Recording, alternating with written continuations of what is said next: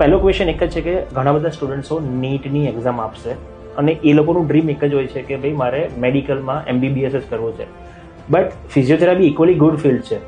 તો as you are running a very successful business in physiotherapy, તો what's your take on that કે જે બી સ્ટુડન્ટ્સો કદાચ નીટમાં સક્સેસફુલ સ્કોર નહીં લઈ શકે તો એ લોકો ફિઝિયોથેરાપી કરીને સક્સેસફુલ કરિયર બનાવી શકશે કે નહીં? તો ઘણા બધા સ્ટુડન્ટ્સ એવા હોય છે કે MBBS ને પોતાનું ગોલ માનીને ચાલતા હોય છે, તો it's a very good thing. But તમારો અગર લોંગ ટર્મ ગોલ ક્લિયર હોય, બીકોઝ MBBS એ 6 to 7 years, એના પછી તમે PG કરો એટલે that is again 4 to 5 years. So if you are ready to study for such a longer time then your goal is good. But અત્યારે જે લોકો ફિઝિયોથેરાપીમાં એડમિશન્સ લે છે એમાંથી ઘણા બધા એવા હોય છે કે MBBSમાં એડમિશન નહીં મળ્યું એટલે લો ગ્રેડ આવ્યા અને એટલે આપણે ફિઝિયોથેરાપીમાં એડમિશન લીધું. સો ઘણા બધા એવા સ્ટુડન્ટ્સ એમને હું ખાસ એ મેસેજ આપવા માંગીશ કે તમે અગર ફિઝિયોથેરાપીને પણ તમારો ગોલ બનાવીને ચાલો છો તો it's a very successful field કે જેમાં એક તો શોર્ટ ટર્મ સ્ટડી છે, તમારો 4 to 4.5 yearનો તમારો કોર્સ છે, એના પછી બી તમારે MPT કરવું હોય તો 2 થી 2.5 વર્ષનો એ કોર્સ છે, એન્ડ સ્પેશિયલી ફિમેલ્સ માટે કે આ શોર્ટ ટર્મ કોર્સ છે કે જે તમને વેરી સૂન અને સારી સક્સેસ આપી શકે છે.